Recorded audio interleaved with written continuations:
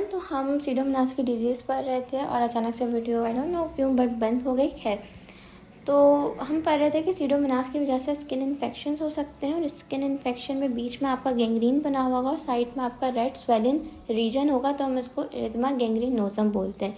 ठीक है, और ये गैंग्रीन क्यों बन रहा है? प्रोटीन सिंथेसिस इनहिबिट हो रहे हैं, नेक्रोसिस हो रही है, तो आपको बीच में काला रंग का गैंग्रीन मिल रहा है और साइड में रेड कलर की इन्फ्लेमेशन मिल रही है। साथ ही साथ आपके जो हेयर फॉलिकल्स हैं वो भी इन्फ्लेम्ड हो जाते हैं, जिसकी वजह से हॉट टफ फॉलिकुलाइटिस हो सकता है।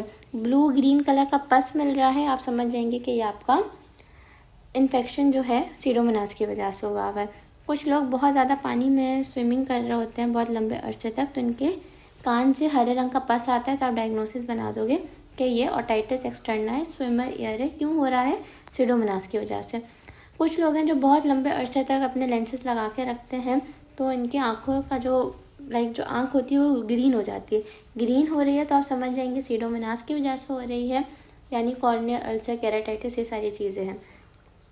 आपका जो सीडोमोनास है वो सिर्फ स्किन या आई तक ही महदूद नहीं होता, वो आपकी यूटीआई भी कॉज करा सकता है अगर आपके कैथेटर्स वक्त पे नहीं चेंज हुए हैं, अगर आपने कोई गंदा वॉशरूम यूज़ कर लिया है जहाँ पे सीडोमोनास से वो वॉशरूम इन्फेक्टेड था, तो आपको यूटीआई भी हो सकता है। अगर आप आईवी ड्रग अब्यूज़र है, डायबिटिक है, तो आपको ऑस्टियोमाइलिटिस भी करा सकता है सीडोमोनास। आपको pulmonary infection, nosocomial pneumonia, went associated pneumonia भी करा सकता है, और आपका ये सीएनएस में जाके ब्रेन एब्सेस और मेनिंजाइटिस भी कॉज करा सकता है। अब हम डायग्नोसिस की बात करें तो डायग्नोसिस तो बहुत आसान सी है। आप इसका कल्चर करवाओगे तो कल्चर के लिए आप कौन सा सैंपल लोगे, इट डिपेंड्स कि आपको इन्फेक्शन किस जगह का है। ऑब्वियसली अगर आपको नमोनिया होगा तो आप स्पूटम लोगे, अगर आपको मेनिंजाइटिस होगा तो आप सीएसएफ का सैंपल लोगे, अगर आपको यूटीआई है तो आप यूरिन का लोगे, अगर आपकी स्किन पे कोई लीजन है तो आप उसका पस का सैंपल लोगे और आप कल्चर करवा दोगे। कल्चर करा दोगे तो आपका ये लैक्टोज को तो फर्मेंटेट ही नहीं करेगा, तो मैकॉन के आकार पे बिल्कुल पेल कॉलोनीज बनेंगी। इसके अलावा ये बीटा हिमोलिटिक भी होता है, तो ब्लड आकार में आपको बीटा हिमोलिसिस दिखेगी। मेन ये आपका sweet grape like Frooti smell बनाएगा ऑन न्यूट्रेंट आकार, तो ये चीज़ें आपको याद रखनी है।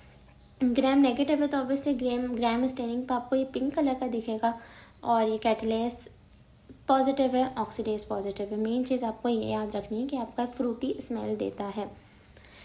इसके अलावा अगर मैं प्रिवेंशन की बात करूँ तो आपके पास कोई इसके खिलाफ वैक्सीन वगैरह मौजूद नहीं है। आपको बस यही रखना है कि यही ख्याल रखना है कि आप ज़्यादा टाइम तक पानी से कांटेक्ट में ना रहें।